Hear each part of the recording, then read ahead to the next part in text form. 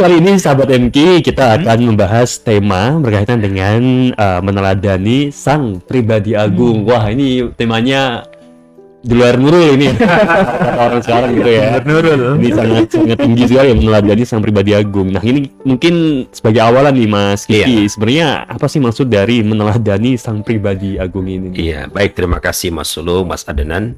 Bismillahirrahmanirrahim. Alhamdulillahirabbil alamin. Allahumma shalli ala sayyidina Muhammad wa ala ali sayyidina Muhammad. Alhamdulillah sahabat MK yang berbahagia, Mas Sulu, Mas Adnan yang saya banggakan, kita kembali ketemu di acara memaknai hari yang mudah-mudahan senantiasa dinanti-nantikan oleh sahabat MK semuanya. Dan topik kita kali ini seperti sudah diungkapkan oleh Mas Sulung tadi, meneladani sang pribadi agung. Tentu sahabat MK kalau menelaah judulnya sudah bisa menebak ini kaitannya dengan Maulid baginda Nabi besar Muhammad sallallahu alaihi wasallam. Ya, terlepas perdebatannya ada yang setuju dan nggak setuju, kita nggak berkutat di situ karena rasanya akan habis energi kita kalau kita berdebat persoalan ini boleh dan tidak boleh. Tapi lepas dari itu, kita semua sepakat bahwa hadirnya baginda Rasulullah adalah satu rahmat yang luar biasa. Kita hari ini sampai pada titik pencerahan, kita sampai pada sebuah realitas yang kita rasakan walaupun tak sempurna, tapi rasanya dunia ini makin lebih baik, ya. Karena memang secara hakikatnya sejarah kehidupan manusia itu bergerak progresif, makin membaik, ya. Jadi tidak bergerak mundur, tapi insya Allah bergerak maju. Jadi kalau ada orang mengatakan masih enak zaman ini, zaman itu, ya dalam satu sisi, tapi sisi yang lain kita merasakan hal yang lebih baik, begitu loh. Nah, tentu keadaan yang hari ini kita rasakan itu tidak bisa dilepaskan dari ketika beliau hadir ke tengah-tengah peradaban manusia. Bahkan ada seorang sejarawan itu mengatakan Muhammad menciptakan sebuah peradaban yang terlampau modern, terlampau canggih pada masanya. Dan ini memang terbukti dalam sejarah bahwa konsep masyarakat Madani itu yang dibangun Rasulullah di Madinah itu hanya bertahan sampai dengan pemerintahan Sayyidina Ali bin Abi Thalib. Begitu beralih kepada Muawiyah, sistemnya berubah. Bukan lagi berbentuk masyarakat civil society, tetapi sudah berubah menjadi sistem kerajaan, di mana kepemimpinan bukan berdasarkan kualitas pribadi, bukan berdasarkan aspirasi masyarakat, tetapi berdasarkan garis keturunan. Nah, jadi ini satu otokritik terhadap sejarah peradaban Islam, sehingga mohon maaf kalau ada sahabat-sahabat yang mengatakan mengagung-agungkan satu daulah tersendiri atas daulah yang lain. Sebenarnya kalau kita lihat secara kritis sudah mengalami perubahan dari konsep civil society menjadi masyarakat yang berbasis pada sistem kekerajaan. Nah, cuma lepas dari itu bahwa Nabi Muhammad adalah rahmat bagi kita semuanya. Beliau adalah sosok yang patut kita teladani. Bahkan kalau kita kaitkan dengan proses pengembangan diri, kan sebenarnya kalau kita mau memangkas waktu, jangan kelamaan terjebak pada proses coba gagal, trial error, ya itu kan menghabiskan waktu. Maka cara yang paling gampang dengan pendekatan modeling, ya, menduplikasi orang yang kita anggap mumpuni atau sosok par excellence yang memang sudah terbukti dalam sejarah itu menorehkan catatan emas dalam kehidupannya. Makanya banyak saran mengatakan kita kalau mencari model jangan cari yang masih hidup, tapi cari yang sudah selesai kehidupannya. Mengapa? Karena sudah jelas itu apa yang beliau lakukan. Kalau kita mengidolakan seseorang yang hari ini masih hidup, belum tentu dia akan konsisten dengan kebaikannya itu. Boleh jadi dia baik hari ini tapi tidak baik di kemudian hari. Atau boleh jadi seseorang tidak baik hari ini, di kemudian hari dia menginsyafi dirinya. Kan begitu. Maka akan lebih baik kalau kita mencari model yang sudah mohon maaf meninggal dunia, karena sudah jelas torehannya itu tercatat dalam tinta sejarah gitu loh. Dan ini yang kemudian banyak pakar juga mengatakan demikian. Saya ketika belajar leadership misalnya, banyak mengatakan bahwa kepemimpinan itu tidak bisa dilepaskan dari sosok-sosok besar yang hadir di tengah-tengah peradaban. Entah itu bernama siapapun itu, apakah dia seorang politikus, dia seorang ilmuwan, tetapi semua mengakui bahwa Nabi Muhammad adalah sosok yang lengkap, mumpuni, para excellence, yang itu menjadi role model terutama bagi kita pengikut beliau sebagai bagian dari umat Islam itu sendiri. Nah, karena itu kita hari ini mau bicara tentang bagaimana meneladani beliau dalam konteks terutama bicara tentang karakternya, ya. Karena kita tidak boleh terjebak pada mencintai sebatas fisik ya, penampilan dan seterusnya. Tapi kita mencoba melakukan proses internalisasi yang lebih dalam, yaitu menginternalisasi karakter yang kita duplikasi dalam kehidupan kita hari ini. Baik. Itu maksud dari perbincangan kita pada kesempatan malam kali ini, Mas Adnan dan Mas Sulung. Baik. Kalau kita mendengar sirah Nabi, mendengar kembali bagaimana kehidupan Nabi itu memang benar-benar begitu menyentuh hati, begitu, Iya, Mas. betul. Bahkan dijadikan tokoh nomor 1 paling berpengaruh. Betul dalam zaman sekali. ini. Iya. Jadi esensi leadership itu adalah pengaruh. Ya. Tetapi ada kata kunci lain. Kadang-kadang orang berhenti di situ. Leadership itu adalah kemampuan mempengaruhi orang lain agar bergerak mencapai tujuan bersama dengan sukacita. Oke. Ada tambahan kalimat di belakangnya, sukacita. Jadi kalau orang mengikuti kita bukan karena sukarela, sukacita, itu bukan pemimpin. Kita baru menjadi seorang pimpinan. Ya. Jadi kalau kita tengok perbincangan kita kali ini juga menjadi bekal yang baik untuk besok menakar pemimpin yang kita berikan mandat untuk memimpin negeri ini, memimpin daerah, memimpin mewakili aspirasi suara kita dalam bentuk polusi publik misalnya. Karena kita sudah mulai tinggalkan tuh gaya-gaya lama, kita memilih karena uang saku 100.000, karena sembako dan seterusnya. Itu pada akhirnya menjebak kita pada janji-janji kosong yang tidak terrealisasi di kemudian hari, ya kan? Nah, karena itu kita perlu bicara hal yang lebih substantif. Karena itu harus ditongkrongin di acara ini ya. Karena kita akan bicara hal yang sangat substantif dan itu menjadi kacamata kita dalam menakar orang lain dalam realitas politik misalnya, terlebih bagaimana kita membuat diri kita menjadi lebih baik lagi dengan memahami hal tersebut. Baik, baik. Ini terkait role model ya, sahabat MK, yaitu kita melihat yang agung. Tadi pribadi yang agung dimaksud di sini adalah Rasulullah Sallallahu Alaihi Wasallam.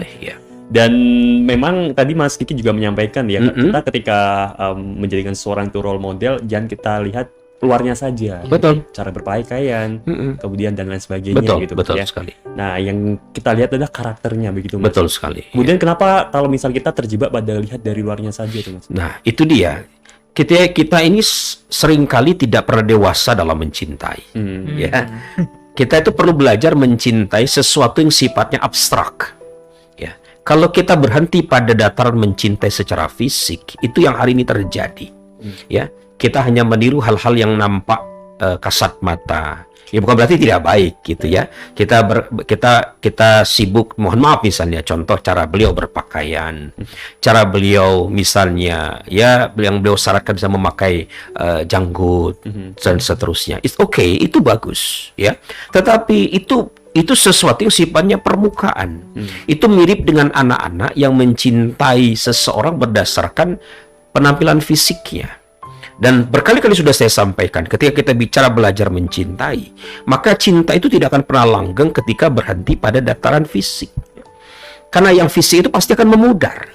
Yang cantik itu akan menua, yang ganteng juga akan menua. Ya, pas tadi siang pas saya jemput anak saya yang masih umur 4 tahun, ya, dia bilang, "Buya, besok adik bakal jadi abang-abangnya." Iya. Setelah jadi abang apa jadi apa, Buya?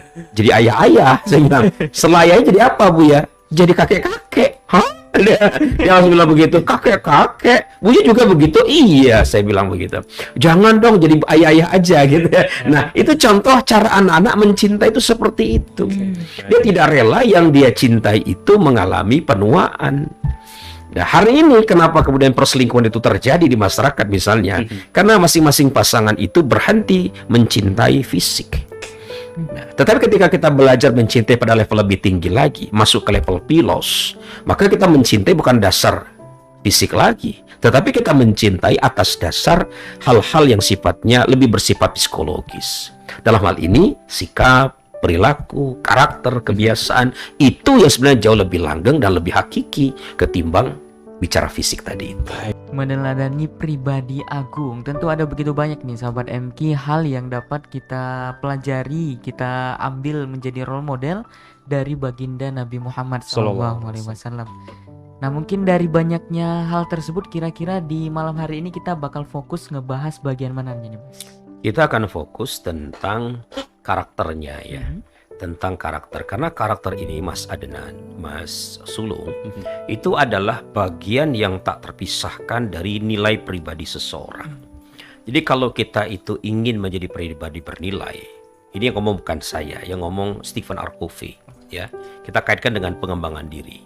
Ada dua hal yang membuat orang itu menjadi bernilai. Yang pertama itu adalah karakter, yang kedua itu adalah kompetensi atau keahlian. Kalau orang tidak memiliki dua itu, maka dia tidak bisa dikatakan sebagai pribadi bernilai. Jadi turunan dari makna takwa itu, menurut saya dalam konteks kepribadian itu, ya. Terlebih kalau kita kaitkan dengan kepemimpinan, orang kan beranjak dari level position ke level permission, ya. Itu kuncinya adalah kebernilaian diri. Dia ibarat dua sisi mata uang. Tidak bisa karakter tanpa kompetensi, kompetensi tanpa karakter. Tapi karakter ini dia mengisi ceruk yang paling dalam. Ya, kalau dia tidak ada, maka kompetensi itu tidak ada artinya, dia nothing gitu loh. Ya, nah karena itu ini membawa kita pada telaah masa lalu kita tentang, mungkin semua sahabat MP sudah hafal tentang 4 sifat utama yang ada pada baginda Rasulullah. Walaupun kita lihat dalam Al-Quran sebenarnya tidak hanya itu ya. Contoh di dalam Al-Quran surat At-Taubah ayat 128. Itu ada beberapa karakter yang melekat kuat pada Rasulullah. Laqad ja'akum rasulun min anfusikum azizun 'alaihi ma anittum harisun 'alaikum bil mu'minina raufur rahim. Ya. Jadi Rasulullah itu orang yang sangat merasakan derita umatnya. Ya. Jadi makanya jangan pilih pemimpin yang tidak punya empati terhadap kesulitan kita. Ya. Apalagi kalau dia selama ini kita kenal hidupnya foya-foya, hedonis, jangan pernah dipilih. Karena orang yang seperti ini pasti tumpul. Sensitivitas sosialnya tumpul itu. Nabi itu orang yang sangat peka. Beliau sadar betul posisi perempuan pada masa itu subordinat. Budak itu nggak ada artinya. Kisah Bilal kan, contoh betapa tidak ada nilai sama sekali budak itu. Punya anak perempuan dianggap sebagai cacat di sebuah keluarga, misalnya begitu. Lalu kekayaan hanya bertumpuk pada segelintir orang. Nah makanya analisis para teman-teman yang punya pemikiran Islam progresif ya mengatakan bahwa Nabi itu memang seorang proletar gitu loh. Sosok yang memang sangat berpihak kepada mereka yang tertindas gitu ya. Nah yang kedua, harisun 'alaikum, beliau ini adalah orang yang sangat menginginkan keselamatan, keimanan pada diri kita. Makanya kalau kita hidup itu jangan mudah memandang remeh orang lain. Justru pandangan kita adalah pandangan rahmat. Kalau orang berbuat dosa, kita jangan menilai dia, menyudutkannya tempatmu neraka ini. Enggak. Tapi bagaimana kita berdoa, minimal berdoa, dan berjuang agar orang itu kembali pada kebaikan. Hatta pada orang yang non-muslim sekalipun. Ya, Nabi itu sangat menginginkan itu. Karena dia kepengen sebanyak mungkin orang itu mendapatkan hidayah sedemikian rupa. Nah hari ini kan yang kita lakukan itu seringkali Islam yang hadir dengan marah-marah, bukan dengan rahmat gitu loh. Karena kita memandangnya hanya pada sisi benar salah, surga neraka dan seterusnya gitu loh. Lalu kemudian Allah bahkan menyematkan dua lagi yang merupakan nama mulia Allah pada diri Rasulullah, Rauf dan Rahim. Kan gitu tak? Penyantun dan sekaligus penyayang. Tentu dalam pengertian substansi berbeda dong ya. Kalau misalnya Allah menyematkan itu pada makhluknya, itu substansi Rauf dan Rahimnya Allah tentu sangat berbeda dengan substansi yang terdapat pada Rasulullah. Nah, cuma memang kita tidak mengulik itu ya, karena barangkali ini sudah banyak dibahas oleh banyak kajian-kajian, apalagi ini bulan Maulid banyak yang mengkaji hal semacam itu. Kita akan fokus pada 4 karakter utama pada baginda Rasulullah. Yang pertama Siddiq, ya. Siddiq itu kan kita terjemahkan secara gampangnya kan jujur ya, kejujuran ya, atau benar kira-kira begitu. Jadi Rasulullah itu adalah sosok yang memiliki sifat itu. Kalau kita pahami dalam konteks kekinian, ini identik dengan integritas. Oke, oh integritas. Iya, ya, kan? betul. Integritas. Integritas itu kan orang yang berkata jujur, orang yang melakukan apa yang dia katakan, atau dalam bahasa leadership disebut sebagai walk the talk. Ya, walk the talk. Dia tidak hanya ngomong, bukan hanya omdo ya, tapi orang yang betul-betul menjalankan apa yang dia katakan. Ya. Dan ini tidak hanya disematkan pada Rasulullah ketika beliau sudah menjadi Rasul. Jauh sebelum itu, beliau sudah membangun karakter itu, gitu loh. Makanya kalau kita memilih seorang pemimpin, atau kita belajar menjadi seorang pemimpin, pertama yang diletakkan itu adalah persoalan integritas. Dan dalam sufisme leadership apapun, integritas selalu menempatkan diri pada posisi nomor 1 sebagai kualitas utama seorang pemimpin. Nah, artinya kalau kita kemudian ingin meneladani baginda Rasulullah dalam konteks kekinian, ya belajarlah melakukan apa yang kita katakan. Ya, jangan sampai kemudian apa yang kita katakan A, praktiknya B. Ya, nah itu jelas orang mengatakan bahwa kamu tuh mencela-menceli, ya. Omonganmu nggak bisa dipegang. Leda-ledi, ya kan? Itu berarti orang tersebut tidak memiliki integritas dalam kehidupan dia. Mungkin kalau dalam contoh nyatanya gimana Mas biasanya gitu Mas? Ya, contoh yang paling nyata misalnya kita ngomong nih kepada diri kita sendiri, ya. Saya besok akan subuh berjamaah, mulai besok. Ya besok jalani subuh berjamaah gitu loh ya. Mulai besok saya tidak akan mudah tersinggung kalau misalnya mendapatkan hal-hal yang membuat saya sebelumnya mudah marah. Ya lakukan itu. Jadi integritas itu dimulai dari kemampuan kita memenuhi janji terhadap diri kita pribadi. Dan ini banyak orang yang mudah melanggarnya kan. Kenapa? Karena janji terhadap diri pribadi itu kan mudah dilanggar dan tidak ada konsekuensinya. Kalau saya janji sama Mas Sulung sama Mas Adnan misalnya, Mas, besok minggu depan kita siaran ya. Lalu kemudian saya sudah janji berkali-kali, tiba-tiba karena satu hal saya tidak datang, ya. Teman-teman akan boleh mengapa, wah, Mas Kiki ini mencela-menceli. Ya, saya barangkali akan berpikir ulang untuk melanggar janji saya. Karena ketika saya melanggar janji saya kehilangan aset saya yang paling berharga, itu kepercayaan. Tapi begitu saya tidak memenuhi janji pada diri saya pribadi, kan nggak ada konsekuensinya. Iya kan? Nah, makanya kalau kita kaitkan dalam konteks yang sifatnya lebih praktis, integritas itu dibangun dari kemampuan kita memenuhi janji terhadap diri kita pribadi. Ya, kalau kita bisa memenuhi janji terhadap diri kita pribadi, itu menjadi modal yang kuat untuk kita memenuhi janji kita kepada orang lain. Gitu ya. Nah, kalau dua ini ada, itu bagian penting dari puzzle yang namanya integritas itu. Tentu tidak hanya itu, ada puzzle ketiga, yaitu yang menjadi puncak integritas, yaitu responsibility, tanggung jawab. Tanggung jawab. Ada kalanya misalnya sebuah kesalahan, bukan kita yang mengerjakannya, ya kan? Iya. Tetapi orang yang punya integritas, walaupun bukan dia yang berbuat, dia akan mengatakan saya ikut salah. Loh kenapa? Karena saya mendiamkan, saya membiarkannya, ya kan? Nama saya jelek dong Mas. Iya. Misalnya begini. Misal contoh di MK ini ada satu hal masalah, misalnya begitu ya. Yang berbuat si A, si oknumnya si A atau si B, ya kan? Nah, sementara teman yang lain sebenarnya punya peluang untuk mengingatkan dia, ya. Minimal jangan dilakukan, mengatakan begitu, tapi kita tidak melakukannya. Itu sama halnya kita tidak memiliki tanggung jawab terhadap hal semacam itu.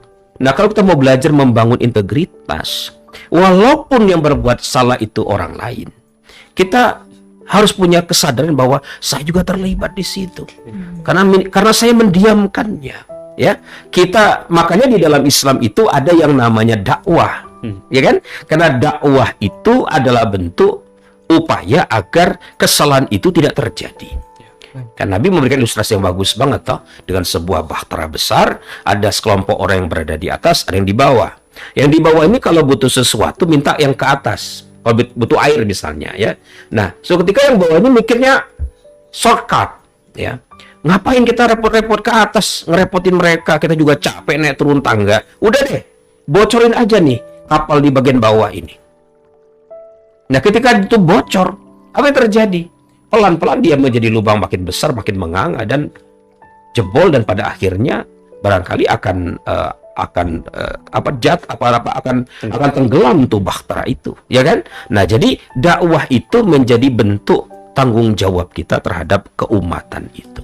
Jadi sahabat MK yang berbahagia, kalau 3 ini ada pada diri kita, kemampuan menepati janji pada diri sendiri, janji pada orang lain, dan memunculkan tanggung jawab pada diri kita, itulah puzzle utama yang membangun integritas atau sifat siddiq pada diri seseorang itu. Baik, luar biasa sekali nih tadi puzzle-puzzle. Sampai tadi tingkat tertinggi kita merasa ikut bersalah ketika orang lain melakukan kesalahan. Iya, betul. Yang paling gampang saja di keluarga kan. Nah, sekarang banyak bapak-bapak cuci tangan kan. Yang salah anak saya nggak tanggung jawab gitu ya. Itu kan salah besar itu ya. Ya berbuat saudara saya, bukan saya kok. Itu kadang-kadang cara berpikir kita seperti itu kan.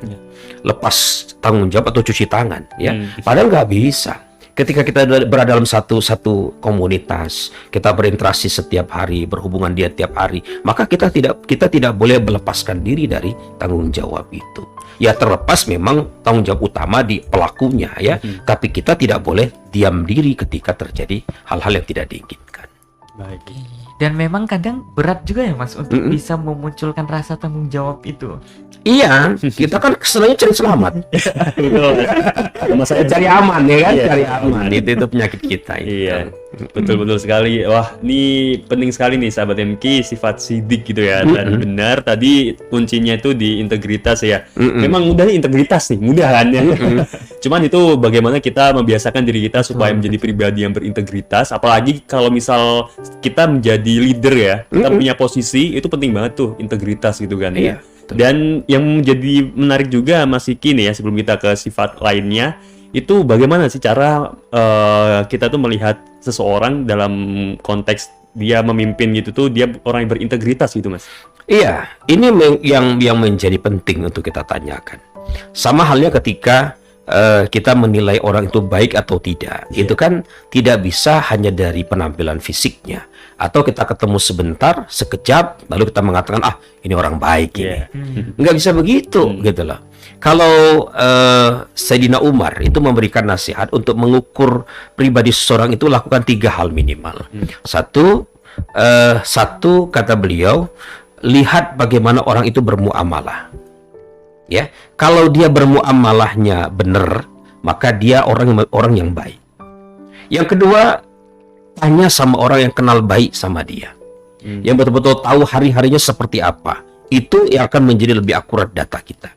Yang ketiga, ini cara yang praktis lagi. Kita ajak dia jalan-jalan, ya. Kalau ya tentu kita yang traktir dong, gitu ya. Tapi sepanjang jalan itu kita lihat bagaimana pribadinya itu. Kan kelihatan tuh. Kalau orang itu misalnya mudah cerita sana, cerita sini, bocor embernya, hal yang nggak perlu ceritakan dia ceritain, misalnya begitu. Ternyata, iya, kita kelihatan toh. Mana orang yang males-malesan, mana orang yang mau enaknya sendiri, itu sehari aja kita ajak jalan-jalan sudah ketahuan kok. Nah, itu cara paling gampang ya. Nah, cuman dalam skala yang lebih luas lagi, kita bisa mengukur seseorang itu yang paling gampang ya tadi, bagaimana realisasi perkataan dia sebelum dia sebelum dia menjanjikan itu ya. Kalau dia janji A, janji B, janji C, nah kita tinggal lihat pelaksanaannya itu. Tentu tidak boleh tutup mata juga kalau dia kemudian gagal mengeksekusi satu hal. Kita perlu lihat juga dia gagal ini karena apa. Apakah karena dia tidak punya goodwill untuk menjalankan itu, atau karena faktor-faktor yang tidak bisa dia kendalikan. Misalnya ada faktor regulasi, peraturan, ya, atau kondisi-kondisi tertentu yang tidak bisa dia kendalikan, bencana alam dan seterusnya. Tapi kan minimal kalau dari 100 itu kita bisa melihat 80% dipenuhi sama dia. Yang 20 barangkali tidak sempurna karena ada hal tertentu yang tidak membuat dia bisa sempurna menjalankannya. Begitu. Proporsinya lebih tinggi pada Iya. Jadi yang itu yang kita perlukan hari ini kan. Iya, betul. Seorang pemilih yang cerdas, bukan pemilih yang lagi berdasarkan suka nggak suka. Iya. Kalau suka nggak suka kan repot. Gitu. Iya, Apalagi dasarnya adalah Iya. hal yang sangat primordial, suku misalnya. betul. Itu kan hal yang sangat naif menurut saya. Gitu. 92,3 MKI FM Jogja di program Memaknai Hari bersama Mas Kiki F. Wijaya. Kita sambung kembali, Mas Oke, Kiki. Kita siap. tadi masih ada 3 karakter Iya, yang bisa betul. kita teladani dari Rasulullah. Iya. Baru satu aja sudah panjang kita ngomongnya, ya. Saking luar biasa. Nah, yang kedua, turunan dari integritas itu adalah sidik. Menurut saya yang kedua itu amanah. Amanah, ya. Jadi amanah itu kan pada dasarnya kalau kita terjemahkan secara bebas adalah kesediaan kita untuk menjalankan tugas dengan sebaik mungkin, ya. Jadi bukan asal-asalan, tapi harus yang sifatnya itu extraordinary, ya. Atau kalau bahasa pelayanan prima itu exceed expectation, Ya. keluar dari melampaui harapan. Harus begitu, ya. Kalau membuat sesuatu jangan yang biasa-biasa, harus outstanding gitu loh. Nah, ini kan tidak mudah gitu loh. Menjalankan sesuatu dengan penuh amanah itu kan tidak mudah.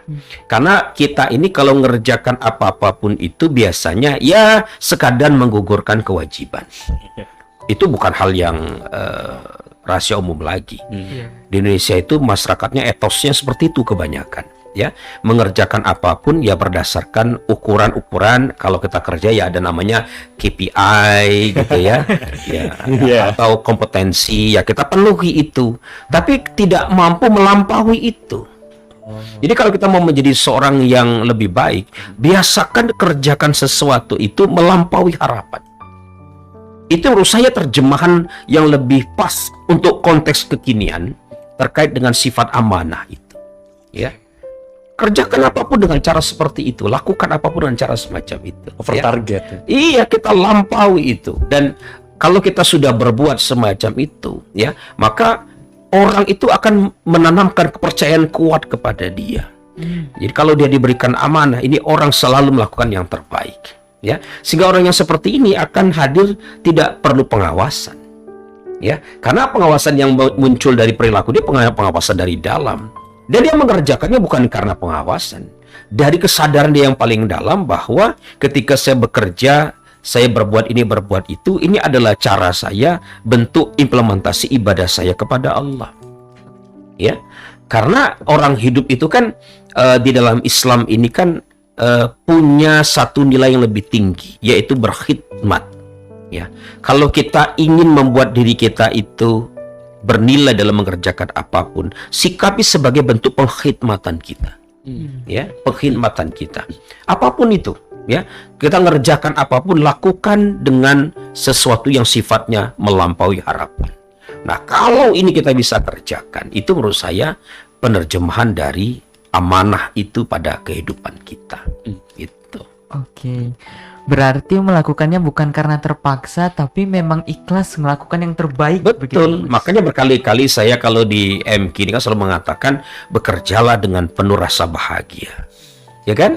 Nah, kebahagiaan ini hanya akan bisa dimunculkan kalau kita memberikan makna yang sifatnya transenden, sifatnya mulia dari apa yang kita kerjakan. Ya, bagi saya mengisi acara memaknai hari ini bukan sekadar kemudian saya menjalankan tugas kerjasama MK dengan saya, tapi saya memang sedang menjalankan misi hidup saya yang Tuhan titahkan di pundak saya karena saya kebetulan diberikan kelebihan dari kemampuan linguistik. Ya, ini cara saya menjalankan peran rahmatan lil alamin saya. Ya, saya menjalankan peran sebagai seorang inspirator, dan itu cara saya memaknai apa yang saya kerjakan. Nah, jadi kalau sahabat MQ ingin mengerjakan sesuatu yang melampaui harapan, selalu berikan makna yang mulia dari apa yang kita kerjakan. Kalau itu bisa kita lakukan, maka kita akan menemukan makna baru dan kita akan mengerjakannya dengan penuh rasa sukacita, penuh kebahagiaan masa depan.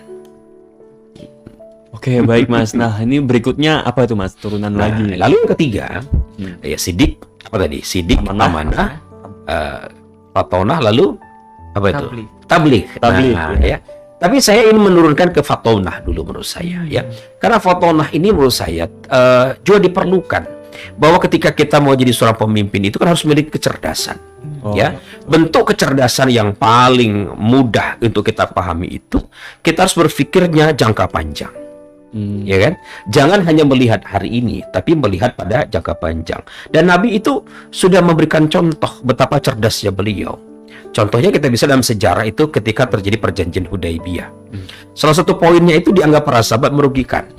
Kalau ada orang Muslim, ya orang Muslim datang ke Mekah, ya maka ketika dia mau pulang, gak usah diantar gitu loh. Gak usah ditemenin ya. Tapi kalau misalnya ada orang dari Mekah ke Madinah ya, maka dia harus diantarkan pulang dan seterusnya. Ada poin-poin yang dianggap para sahabat pada saat itu intinya tidak menguntungkan. Tapi ternyata poin-poin Hudaibiyah itu di kemudian hari ternyata memiliki dampak yang luar biasa. Karena perjanjian Hudaibiyah itu kemudian pertumbuhan umat menjadi eksponensial gitu loh. Nah, ini bentuk kecerdasan Rasulullah.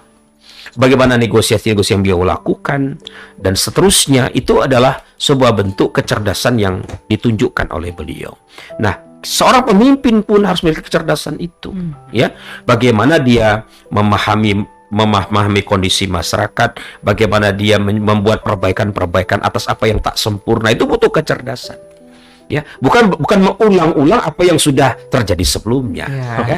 Nah, tidak belajar dari sebelumnya. Kan kita kebanyakan mengulang-ulang gitu loh. Ketika masuk ke dalam sistem yang sifatnya teknokratik, menjadi sangat birokratis dan hanya mengulang-ulang saja. Jangankan inovasi, revisi pun nggak dilakukan. Iya kan? Revisi pun tidak dilakukan. Jatuh ke lubang yang sama. Iya, makanya itu menurut saya harus ada punya kecerdasan. Maka sahabat MQ, cara untuk jadi orang cerdas itu apa caranya? Cara yang paling gampang, perkaya pengalaman kita. Iya kan? Memaknai hari kan memperkaya pengalaman. Tuh. Ya, maka kalau Anda nggak nongkrongin memaknai hari itu keterlaluan. Karena tidak memperkaya pengalaman gitu loh ya. Apalagi Anda bawa kopi ini sahabat. Pengalaman itu memperkaya kita. Entah itu dalam bentuk pengalaman langsung atau dalam bentuk kita memahami wacana-wacana, konsep-konsep, gagasan-gagasan dari orang lain, entah lewat media sosial, entah buku dan seterusnya. Tapi itu akan memperluas khazanah kita, spektrum kita dan membuat kita menjadi lebih cerdas memahami kehidupan ini. Oke, baik. Nah, pada akhirnya yang keempat adalah sifat tabligh. Ya, nah tabligh ini kan kemampuan komunikasi, ya. Intinya kan komunikasi. Bagaimana kita bisa mempersuasi sebuah pesan-pesan perubahan itu atau visi kita itu agar bisa dicerna, dipahami oleh masyarakat atau oleh pengikut kita. Ada satu metode yang dilakukan oleh para pemimpin yang membuat ide mereka yang abstrak itu menjadi simpel dipahami oleh pengikutnya. Dengan apa itu? Dengan analogi. Analogi. Ya. Jadi kalau Anda kepengen jadi seorang pemimpin, sederhanakan ide itu dengan analogi. Itu membuat hal yang begitu rumit menjadi mudah dipahami oleh orang lain. Ya. Yang kedua, cerita. Kisah, ya. Makanya kenapa Al-Quran memberikan banyak kisah kan? Kisah kaum Samud, kisah kaum ini, kaum itu. Karena kisah itu cara yang paling mudah untuk memberikan pembelajaran kepada seseorang. Terutama ketika kita mau membangun sebuah value di sebuah masyarakat atau organisasi yang kita pimpin. Mimpin satu orang mudah, mimpin 20 orang akan lebih sulit. Kalau mimpin ribuan bahkan jutaan orang, kan susah kalau harus rigid sekali. Nah, apa yang menjadi pedomannya? Value, nilai, ya. Nah, nilai ini akan sangat mudah dipahami dengan cerita. Maka kalau Anda kemudian ingin menjadi seorang pemimpin yang persuasif, atau tabligh tadi. Gunakan analogi. Yang kedua, pandai-pandailah bercerita, berkisah. Karena itu cara yang paling simpel membuat orang memahami ide-ide besar kita, dan akhirnya mereka bisa mengikuti ide itu dengan sukacita, dengan rela, dengan bahagia, dan seterusnya. Oke, nah ini mungkin lebih mudahnya contohnya kasih contoh nih Mas. Contoh analoginya, kemudian mungkin cerita dalam suatu ide itu seperti apa nih Mas? Iya, contoh misalnya ketika Nabi, ya beliau menjelaskan konsep kasih sayang Allah. Ini contoh sederhana saja. Dia nunjuk pada seorang ibu sama anaknya. Pada para sahabat dia nanya, menurut kalian, ya, ibu itu tega tidak menyakiti buah hatinya? Sahabat mengatakan, tidak ya Rasulullah.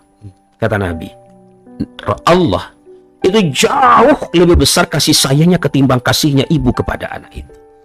Itu contoh sederhana, ya kan? Contoh sederhana, contoh lain di dalam Al-Quran. Kenapa di Al-Quran digunakan contoh orang yang paling bodoh itu dengan keledai? Iya. Ya kan? Iya, betul Mas. Sejarahnya kalau saya baca dari kitab-kitab yang saya pahami, keledai itu ketika semua makhluk binatang lain diciptakan, semuanya bertasbih memuji Allah. Cuma ada satu binatang yang nggak bertasbih, yaitu keledai. Nah, ketika yang lainnya diam, keledai kemudian bersuara. Nah, usut punya usut, dia ini kelaparan. Nah, baru dia berteriak, baru dia bersuara. Nah, keledai ini simbol orang yang baru ngomong ketika kebutuhannya, kepentingannya terdesak. Dia hanya mikirin dia sendiri-sendiri, dirinya pribadi. Nggak mikirin orang lain. Kalau dia tidak terkait dengan kepentingan dia, kebutuhan dia emoh untuk berbicara. Kalau terkait dengan dia baru mau berbicara. Ini mirip keledai. Nah, dua cara yang saya lakukan itu adalah metode, analogi, dan kisah. Ya, jadi kalau kita mau membuat orang itu mudah memahami ide-ide kita, lakukan itu. Wah, ini tips sederhana loh untuk jadi pemimpin itu. Keren kalau saya lihat. Iya, ada banyak lain, ya, banyak cerita-cerita lain. Misalnya contoh yang paling gampang, banyak lah ya, banyak kisah. Bahkan dalam Al-Quran ada sebuah analogi, misalnya, Innallaha yuhibbul ladzina yuqatiluna fi sabilihi shaffan ka'annahum bunyanun marsus. Ya kan? Digambarkan orang berjatuh seperti bangunan yang kokoh. Ini sebenarnya sudah ada di dalam Al-Quran itu. Cuma kita kadang-kadang nggak menggunakan itu. Iya, betul.